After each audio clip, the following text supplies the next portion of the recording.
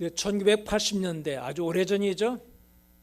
시골의 농부가 서울에 있는 아들 집에 왔습니다. 그리고 며느리에 따라 서울 구경합니다. 뭐 으리으리한 빌딩들, 눈이 휘둥그레지고 자동차가 얼마나 많은지 시골에서는 한두 대 보기도 어려운데 이건 뭐 수십 대, 수천 개, 수만 대가 막 지나다니니까 정말 정신이 하나도 없습니다. 바짝 기가 죽었습니다. 이렇게 기가 죽은 상태에서 백화점을 갔습니다. 시골에서 5일장밖에 보지 못했던 이 노부부는 백화점을 보고 깜짝 놀랍니다. 세상에 이런 데가 다 있구나. 야, 역시 서울은 대단하구나 싶었습니다. 이때 며느리가 잠깐 화장실에 가느라고 이 노부부가 엘리베이터 앞에 의자에 잠깐 앉아 있었습니다. 근데 물끄러미에 앉아 있는데 벽이 쓱 열리더니 사람이 들어가요. 아줌마가 들어갑니다. 야, 신기하다. 저기는 뭘까? 한참 있더니 벽이 또 쓱 열리더니 젊은 아가씨가 나와요. 야, 서울은 없는 게 없구나. 모든 게 다 되는구나 싶은 이 할아버지 옆에 있는 할머니에게 소리칩니다. 여보, 당신도 빨리 저기 들어갔다 나와. 예, 그 엘리베이터를 사람이 들어가면은 젊은 사람으로 바뀌는 기계로 착각했던 거죠. 우리는 무언가 뛰어난 것이나 뭔가 굉장한 것을 보면 기가 죽기 마련입니다. 그렇죠. 부럽기도 하고요. 그래서 기가 죽기도 하는 것이고요. 저는 어릴 적 깡촌에서 자랐습니다. 너무너무 시골이었습니다. 참 가난했습니다. 그래서 도시 문화에 기가 죽어 있었죠.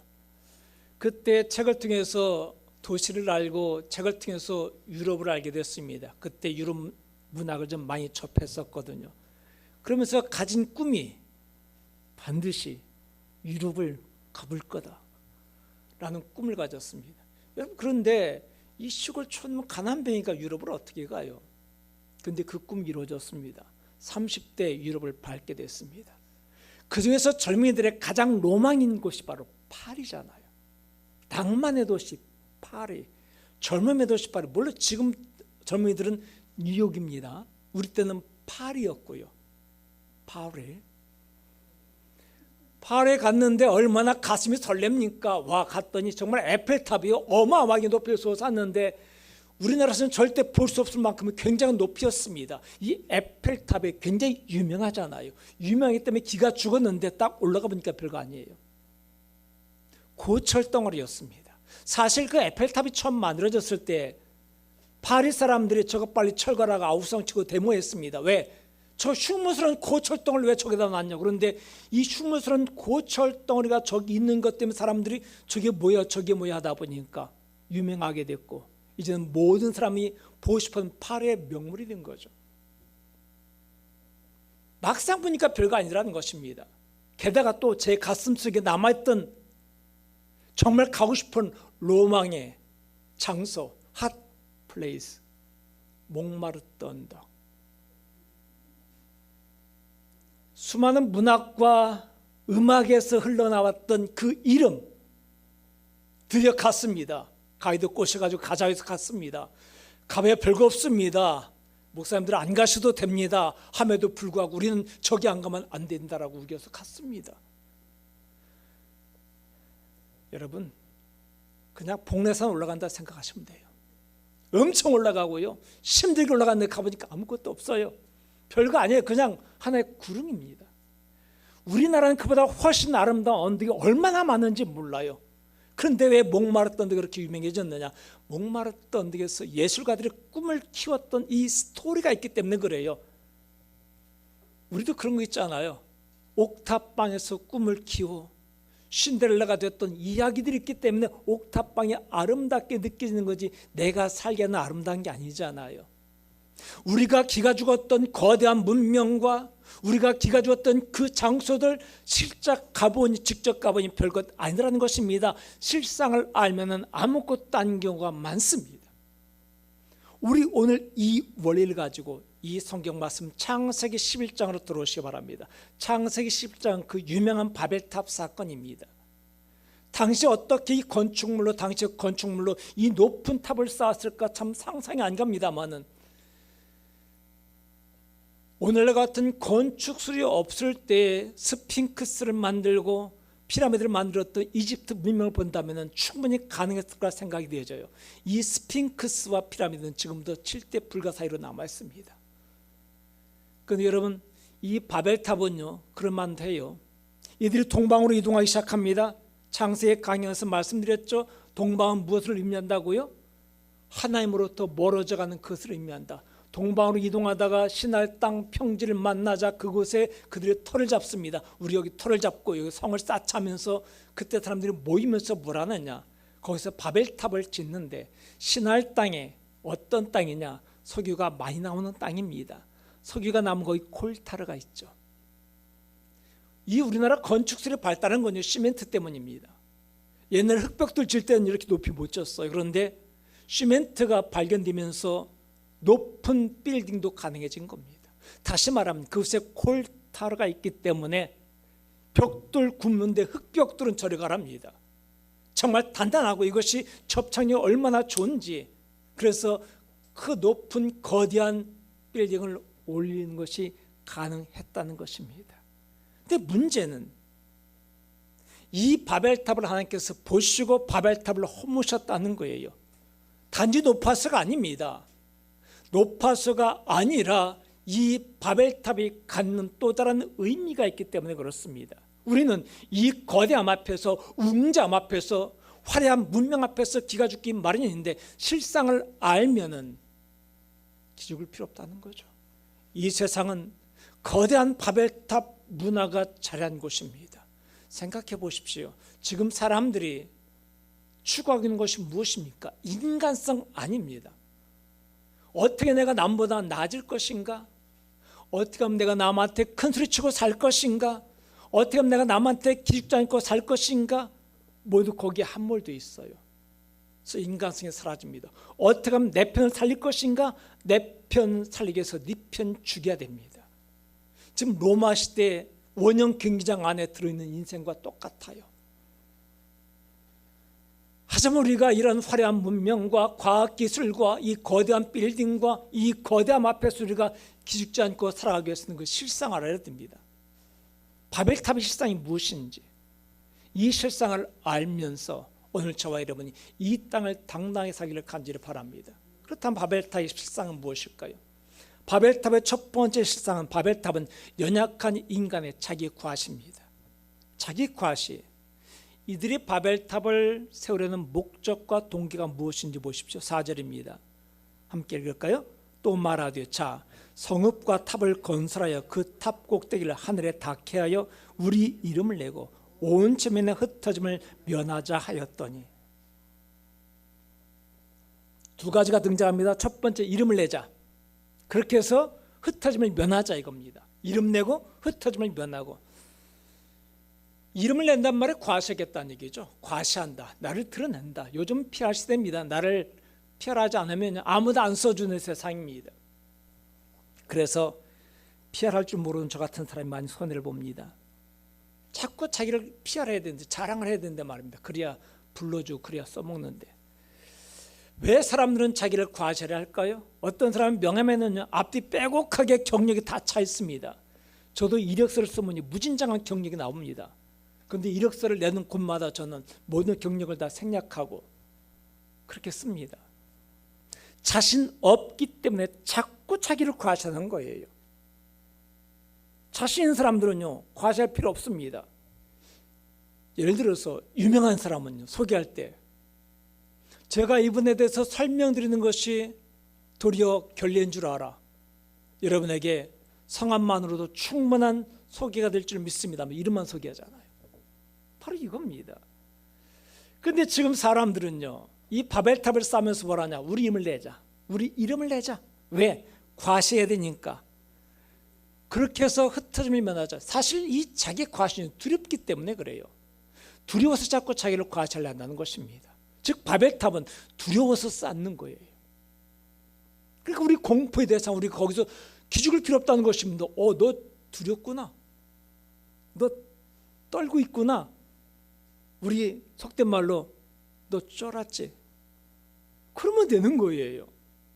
그 앞에서 내가 괜히 기죽으면요, 그들의 전략에 휘말려 들어갈 수밖에 없다는 것입니다. 그들은 흩어질 것에 대한 두려움이 있었습니다. 이 세상도 그래요. 지금 우리 젊은이들은 SNS 없이는 못 살아갑니다. 횡단보도 걸어가면서도 핸드폰을 못 대요. SNS 올리고 또 리플 감상하고 누가 좋아요, 누가 눌렀나, 몇 개 눌렀나 이거 확인해야 되고, 좋아요 숫자가 작으면은, 읽은 사람 숫자가 작으면은, 친구 숫자가 작으면 자꾸 기가 죽어요. 난 인싸가 못 되는구나라고 생각해서 말입니다. 요즘 사람들은 SNS에 올리기 좋아하잖아요. 사진 올리기 좋아하잖아요. 저도 한때 그랬었습니다만 이거 안 한 지 10년 넘었습니다. 한때는 저도 유명한 스타였습니다. 하지만요, 핫 플레이스, 핫 아이템, 핫 브랜드, 왜 이렇게 핫하다는 것에 열광할까요? 나도 거기 안 가면은 소외되는 것 같아서, 나만 밀리는 것 같아서 그렇습니다. 이게 두렵기 때문에 그래요. 우리나라만큼 군중 심리가 강한 곳도 없죠. 그래서 젊은이들에게 외국에 좀 나갔다 오라고 그럽니다. 외국인들은 옷차림 보면요, 참 촌스러워요. 저렇게 입고 다니나, 패션 감각도 없네 생각하는데 그들에게 그게 패션이에요. 내가 좋다는데 왜? 이겁니다. 당당해요. 근데 우리는 남들이 입었던 브랜드 못 입으면은 나 쫄리는 것 같아요. 상관하지 않아요. 그들은 브랜드 아무 상관없습니다. 그냥 우리는 마트 갈 때 입는 옷 따로 있고, 집에서 입는 옷 따로 있고, 놀이터 가는 옷 따로 있고, 등산 가는 옷 따로 있고, 시장 가는 옷 따로 있고, 친구 만나러 가는 옷 따로 있고, 다 따로 있는데요, 걔네들은요, 마트 갈 때도 집에 있던 옷 그대로 나가요. 샌들 신고 나가요. 자신감이에요. 누가 뭐라든 내 인생은 내가 산다는 것입니다. 내 인생 가지고 네가 왈가할 필요 없지만은 네 인생에 나도 관여하고 싶은 마음 없다, 이런 얘기입니다. 우리 영도가 카페의 성지라는 거 알고 계십니까? 그렇게 옛날의 영도가 아닙니다. 이제는 확 달라졌습니다. 카페하면, 부산의 카페면 영도에 와야 돼요. 엄청 많습니다. 외지에서 손님 오면 저도 꼭 카페를 데리고 갑니다. 두 부류입니다. 저한테 오는 손님, 카페 갈 손님. 커피 맛이 뭔지 모르는 사람은요, 무조건 데리고 피아크 데리고 갑니다. 엄청 넓잖아요. 카페가 우리 교회 본당 정도라 이거보다 훨씬 넓은, 그리고 유리로, 조명 유리로 되어 있어가지고 확 트였는데 바다가 보이잖아요. 여러분, 바다가 보이는 넓은 카페는요, 더 이상 말하지 않아도 돼요. 그냥 핫플레이스 그 자체입니다. 갔다 온 것만으로도 에센스 올리면요, 대박 터집니다. 근데 커피만 아는 사람은요, 거기 안 데리고 가요. 커피를 즐긴 사람은 데려가는 곳이 따로 있습니다. 바로 유림 카페라고 저희 집입니다. 커피는 영도 커피 우리 집이 제일 맛있어요. 전 자부합니다. 저는 피아크 안 가요.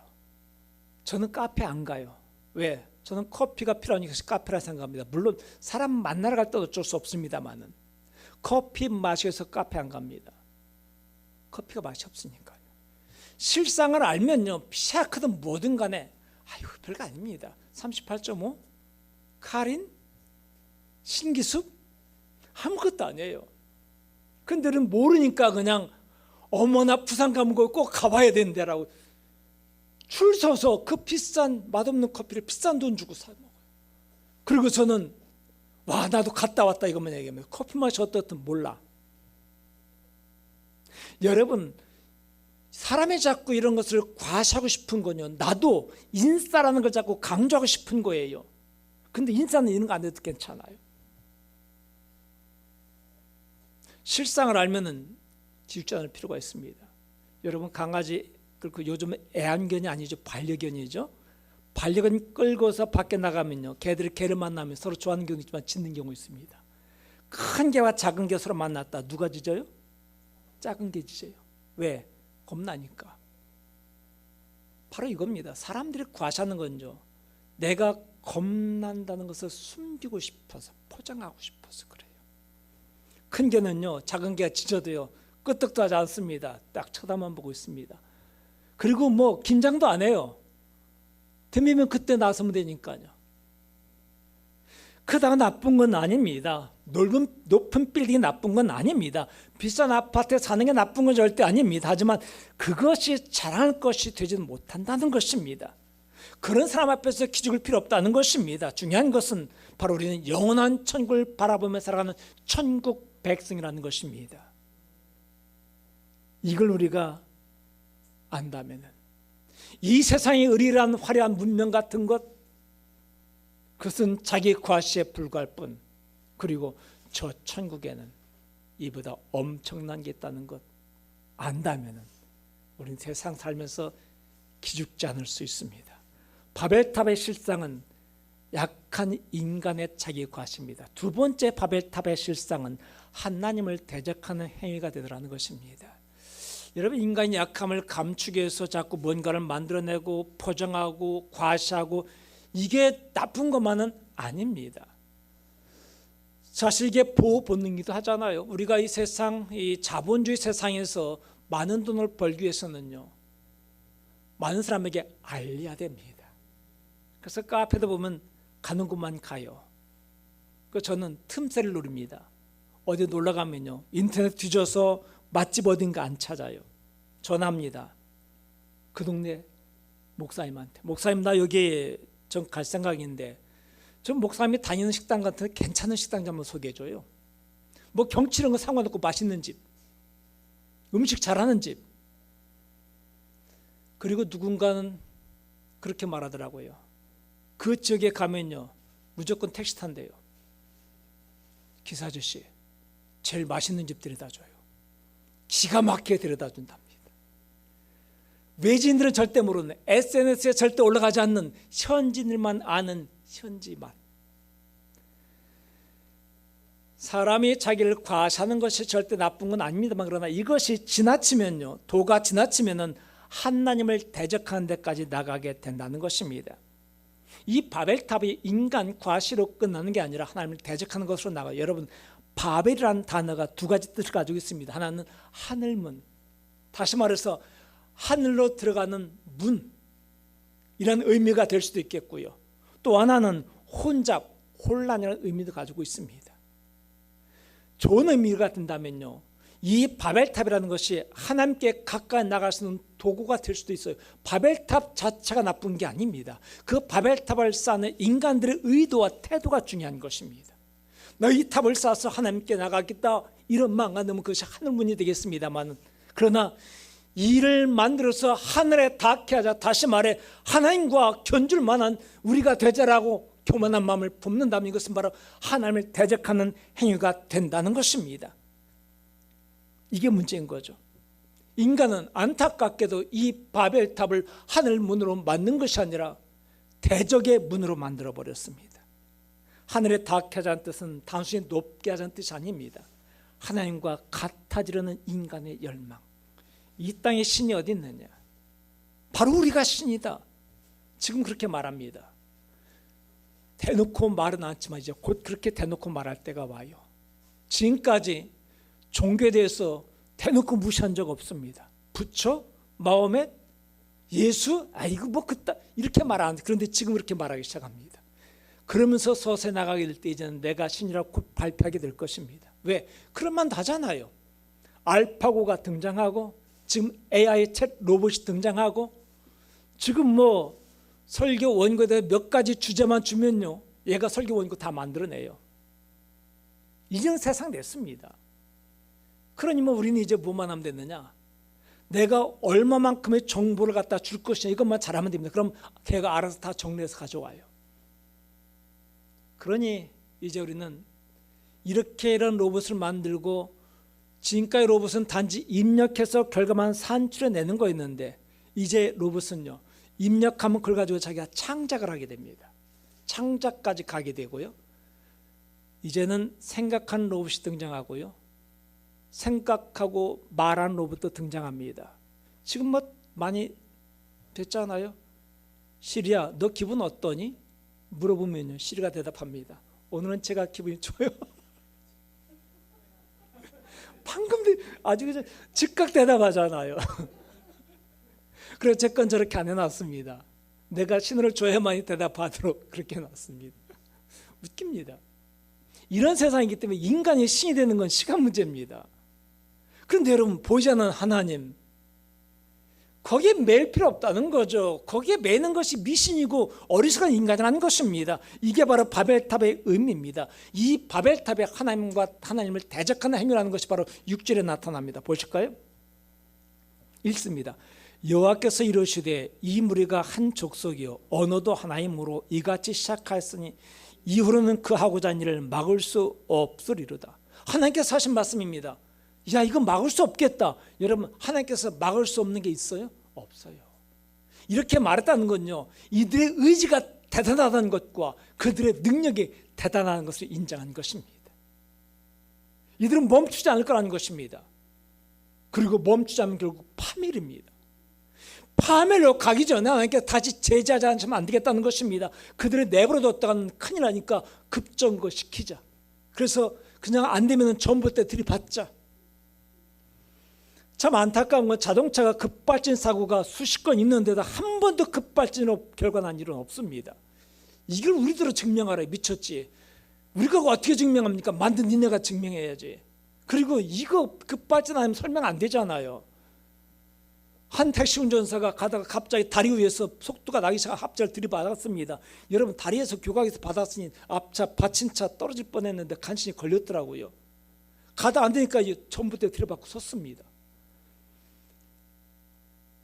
그냥 내버려두면 엄청난 사상자가 날 것이기 때문에 차가 부서지더라도 내가 다치더라도 전부 다 들여받는 것이 낫겠다는 거. 이것이 바로 하나님의 뜻입니다. 사람들은 자기들이 발전하고 지금까지 못했던 거 만들어내고 새로운 걸 만들어내면요, 하나님이 된 줄 착각하려는 이런 본성이 있어요. 처음 인류가 달나라에 갔을 때에 아폴로 우주선이 달나라에 착륙하고 갔다 왔을 때 대단했죠. 야, 이제 우주여행의 시간은 열리겠구나. 아직도 안 열리지만 언젠간 열릴 것입니다. 가장 먼저 갈 곳으로 지금 과학자들은 화성을 꼽고 있습니다. 화성이 지구가 그래도 가장 근사치가 있는 곳이라고 그래요. 그때 아폴로 우주선에 탔던 과학자들이 한 말이 이것입니다. 우주가 얼마나 광활한지 직접 보니까 정말 어마어마하더라. 근데 너무나 광활한 그곳에 신은 없더라. 그렇죠. 보이지 않는 그곳의 말입니다. 그리고 그 어마어마한 거리를 다녀왔으니 얼마나 뿌듯하겠습니까? 신은 없다. 내가 신이다. 이런 얘기입니다. 근데 암스트롱이 이렇게 말하죠. 어마어마한 광경을 보고 왔다. 그러나 그곳에서 하나님을 만났다. 하나님, 누군가가 이 천지를 창조하신 분이 없이는 설명이 불가능한 그곳. 바벨탑을 보면서 이것이 하나님께 나가는, 하나님을 경배하는 이런 그 기회가 될 텐데 사람들은 하나님 앞에 엎드리보다는 그 봐라, 우리도 이 정도 할 수 있다는 것이다 라고 큰 소리 친다는 것입니다. 우리 개인의 삶도 마찬가지 아니던가요? 바벨탑이라고까지 말할 수 있는 거창한 건 아니지만 내가 작년보다 좀 덜 벌어서 좀 더 넓은 아파트를 사게 되면 그때부터 사람들의 마음이요, 교만해지기 시작합니다. 이런데도 못 사는 사람 무시하기 시작하고요, 연봉이 얼마냐 묻기 시작하고, 너 그러고도 그 회사 다니니? 이럽니다. 부를 갖고 명성을 갖고 바벨탑을 가지면서 겸손히 엎드린 사람 흔치 않더라는 것입니다. 도리어 많은 크리스찬들도 부가 오면서 서서히 떠나가는 건 많이 봤습니다. 이 바벨탑이라는 거대함과 찬란함과 화려함은 도리어 하나님께 나가는 기회가 되기보다는 하나님을 대적하는 대상이 되기 쉽더라는 것입니다. 그러기에 바로 우리는 이 거대한 문명 앞에서 기죽을 필요가 없는 거예요. 세 번째 바벨탑의 실상은, 이 바벨탑은 우리가 정복해야 할 대상입니다. 하나님을 대적하는 행위이기 때문에 피할 거나 무시할 것이 아니라는 것입니다. 이것은 우리가 들어가서 바꿔야 됩니다. 변화시켜야 됩니다. 하나님께서 바벨탑을 무너뜨리시는데 언제 어떻게 무너뜨리셨나요? 하나님께서 그냥 훅 부르니까 너무 무너졌던가요? 성경은 왜 무너졌는지, 어떻게 무너졌는지 기록을 생략합니다. 왜? 생략해도 되니까요. 단 하나님께서 이 말씀 났습니다. 이 사람들이 언어가 하나이니까 이런 짓 한다. 그러니 언어를 혼잡하게 만들어 중단시키자. 이게 가장 좋은 전략이었을 것입니다. 언어 때문에 자동적으로 중단되고 언어 때문에 자동적으로 무너집니다. 생각해 보자고요. 자, 우리나라 똑같은 우리나라입니다. 서울과 부산입니다. 서울 사람들이 위에서 일하고 있고 부산 사람이 밑에서 일하고 있습니다. 아니, 부산 사람은 위에서 일하고 서울 사람 밑에서 일하는데 부산 사람에 가보니까 좀 기울어요. 그래서 말합니다. 큰 소리로 외칩니다. 야, 오른쪽으로 기운다. 큰 바위 갖다 공가라. 여러분 웃죠? 서울 사람들이 무슨 말인지 몰라 웃지 않아요. 공가라? 저게 무슨 말이냐? 아, 큰 공이. 이걸 공이라고 그럽니다. 아, 공이로 때리란 얘기구나. 그래서 큰 공이로 부셨더니 무너진 겁니다. 이렇게 생각하시면 돼요. 바벨탑은 이래서 중단된 겁니다. 말이 안 통해요. 요즘 우리는 같은 부산에 살지만요, 엄마 세대와 아이 자녀 세대가 말이 달라요. 딸내미가 엄마한테 문자를 보냅니다. 엄마, 오늘 내 생일이니까 올 때 생선 사와. 그럼 엄마가 가서 마트에 가서 고등어 한 마리 사옵니다. 이걸 보고 딸이 삐졌습니다. 생선 사오라며. 거기서 말하는 생선은 생일 선물입니다. 이 언어가요, 하루아침에 된 거 아닙니다. 애들이 쓰다 보니까 지네끼리 언어가 생겼어요. 이게 더 편해요. 그리고 요즘은 문자를 줘야 되는데 이거 정식 문장 만들면 무지 시간 많이 가기 때문에 짧게 만드는 게 요즘 유행입니다. 그런데 그걸 모르는 우리는 알아들을 리가 없잖아요. 그러니 말은 많이 해야 되는데 짧게 말하려고 야 거기 생선 가져와라 소리쳤는데 생일 선물이 아니라 생선 가져와가지고 화가 나가지고 그냥 다툼이라는 거와 똑같다는 얘기입니다. 바벨탑은 이렇게 중단됩니다. 그리고 이렇게 무너집니다. 여러분 기억하시기 바랍니다. 창세기는 이스라엘 백성들이 출애굽한 이후에 쓰여졌다는 걸 기억하실 겁니다. 그렇다면 이 창세를 읽는 대상은, 독자는 출애굽한 이스라엘 백성들입니다. 이제 그들은 애굽에서 나왔습니다. 그리고 그들 앞에 뭐가 있습니까? 가나안 땅이라는 정복 대상이 남아있는데 이 가나안 땅에 들어가자마자 맨 먼저 맞이한 성이 바로 여리고 성이고, 여리고 성벽은 엄청 두껍고 엄청 높고 엄청 견고해서 무너지지 않는 난공불락의 요새입니다. 이걸 맞닥뜨릴 때 이스라엘 백성들은 어떨까요? 아이고 죽으려고 왔던가 이러면서 털썩 주저앉을 겁니다. 이걸 바벨탑 사건을 통해서 미리 알리하시는 거예요. 이 바벨탑 사건 이야기를 들었던 이스라엘 백성들은 여리고성 앞에 섰을 때 하나님께서 말씀하십니다. 이 여리고성을 싸울 필요 없다. 하루에 한 바퀴씩 돌아라. 그리고 맨 마지막 날은 7바퀴 돌아라. 그럼 무너질 것이다. 그 말에 웃기고 있네 이러지 않았던 것은요, 바벨탑이 그냥 태풍에 무너진 것도 아니고 지네끼리 말이 안 통해서 이것이 중단되고 그러고 나중에 무너져 버린 것, 이걸 보면서 아 이렇게 될 수 있다는 걸 알게 되는 거죠. 다시 말해 바벨탑이 무너진 사건은요, 이 세상을 살아가는, 다시 말해 여리고성이라는 난공불락의 요새를 정복해야 될 저와 여러분들이 주신 하나님의 우율의 메시지입니다. 하나님께서 하시는 것은 반드시 하십니다.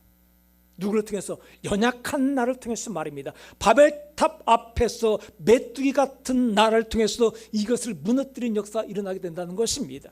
그러니 두려워하지 말라는 것입니다. 첫 번째는 두려워하지 말라는 것이고, 두 번째는 사명 감당하라는 것입니다. 이제 11장은 끝납니다. 그리고 저희 창세기 강의는 여기서 마칠 것입니다. 왜냐하면 이어진 11장, 12장부터는요 아브람, 요셉, 야곱, 요셉 이야기인데 이거 제가 다 강의했거든요. 언제 또 시간 가면 다시 한번 훑으시는 시간이 오면 그때 하겠습니다만은, 설은 이제 끝나요. 본론은 12장부터인데 10장에 누가 등장합니까? 아브라함이 등장합니다. 아브라함은 갈대 우르라는 곳에 아주 찬란한 문명에 꼽혔던 이역에 살던 사람을 풀어내서 가나안 땅으로 인도하십니다. 그리고 그를 통해서 이삭이 나오고 야곱이 나오고 요셉이 나오면서 그 땅에 하나님의 문화를 심어가요. 다시 말하면 저 여러분이 주시는 이 메시지는요, 바벨탑을 단지 무너지는 것으로 끝나는 게 아니라 이 바벨탑 앞에서 우리가 새로운 문화를 창조해 내야 된다는 것입니다. 어떤 문화? 하나님의 문화. 내가 살기 위해서 네가 죽어야 된다는 이 세속 문화 속에서 내가 살기 위해서 너도 살아야 된다는 하나님 나라의 문화를 씌워 나가야 됩니다. 여러분, 카페도 같이 모여야 장사가 잘 돼요. 옷도 마찬가지고요. 다시 말해, 나 혼자 남으면 잘 되는 것이 아니라 함께 있어야 잘 되는 원리를 지금 세상이 잊어버리고 있는 것입니다. 네가 죽어야 내가 산다는 논리는 잘못된 것이라는 것입니다. 돈이 모든 것이라 말하는 세상 사람들에게 그것이 아니라 인간답게 사는 것도 또 행복한 것이라는 것을 우리가 삶으로 보여줘야 됩니다. 이게 바로 새로운 문화의 창조인 것입니다. 저 여러분들이 이 말씀 따라 살아갈 때에 이 냉혹한 세상 속에서, 전쟁터와 같은 세상 속에서 칼과 창을 내려놓고서 사랑의 언어로 살아가는 우리가 하나님께 지키는 것을 보게 된다면 많은 사람들이 나도 저런 삶을 살고 싶다라는 이런 마음을 갖게 되지 않을까요? 우리가 온 세상을 정복하지 못하도 나의 세상만큼은 정복할 수 있습니다.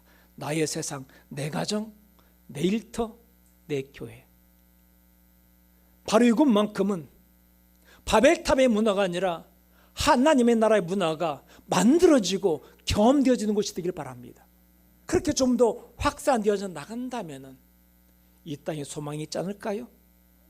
나의 세상은 내가 속한 가정, 일터고 교회입니다. 이곳이 바로 우리가 사명을 감당해야 될 곳입니다. 이곳에서 우리를 통해 성경적 문화가 정착되어지고 창조된 놀라운 축복 역사 있기를 간절히 축원합니다.